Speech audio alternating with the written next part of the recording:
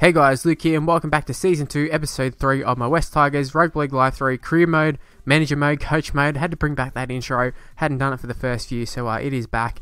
Now, in this episode, we're taking on the Dragons in the final of the Nines tournament. So, this episode will just consist of the Nines, and we'll take a look at the Dragons' journey. Obviously, you can take a look at our journey in the previous episodes, first two episodes. Take a look at our groups and the elimination games up until the final. So they took on the Rabbitohs first game of the elimination games.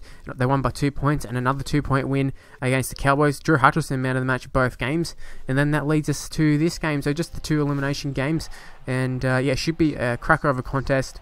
If you haven't realised already, we do have a little bit of a history with the Dragons.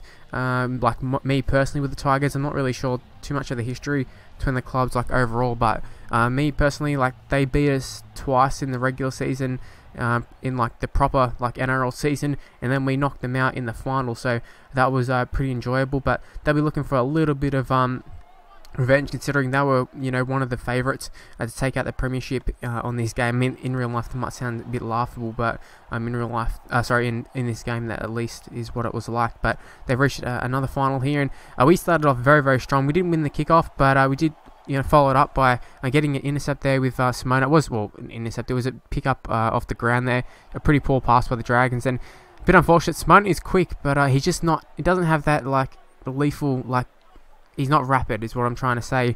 In comparison to the Guamas and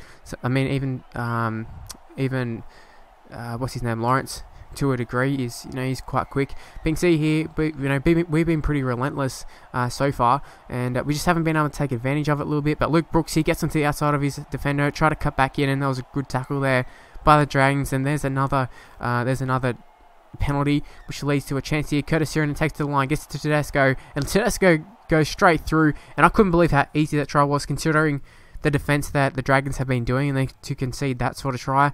I thought that was a little bit funny. Luke Brooks, this is a problem I've been talking about in previous episodes. Obviously, Pat Richards leaving.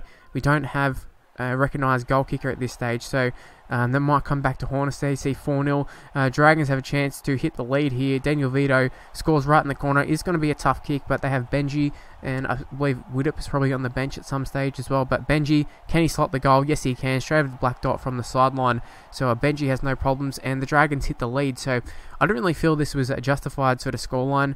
We had all the good running of the play, and then they score like a crappy runaway try.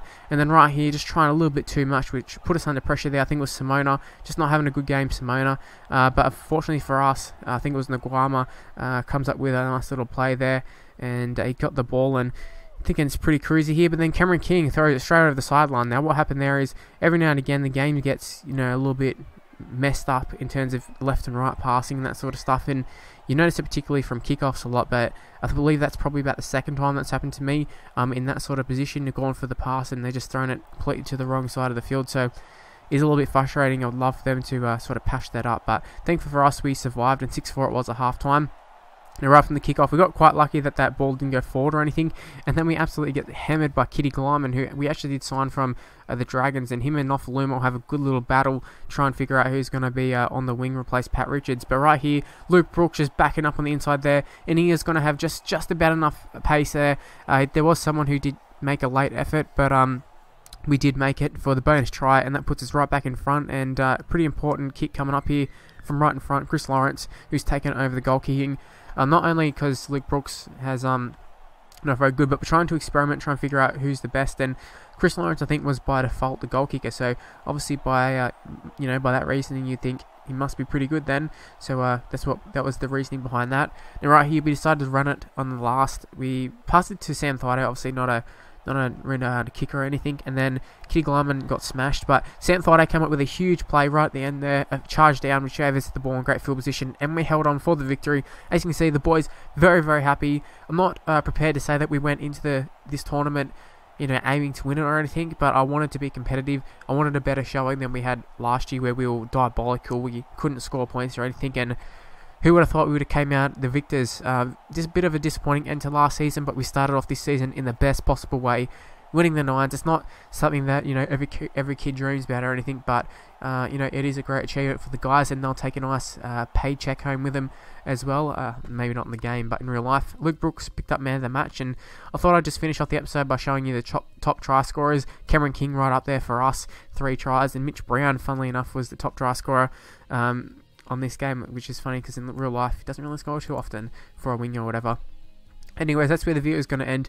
Hopefully you can leave a like if you did enjoy the video. Subscribe to my channel as well if you want to see more content of mine, and you know, if you might be a new viewer or whatever, we'll be uploading these daily. And share the video with any of your friends who, or maybe not even with friends, with you know, anybody who you would think would enjoy this sort of content. And yeah, leave comments. I definitely read them, do all that sort of stuff. Follow me on Twitter at MrLukeMYT. Facebook page in the description below. And yeah, thanks for watching, guys. See you for the next video. Bye.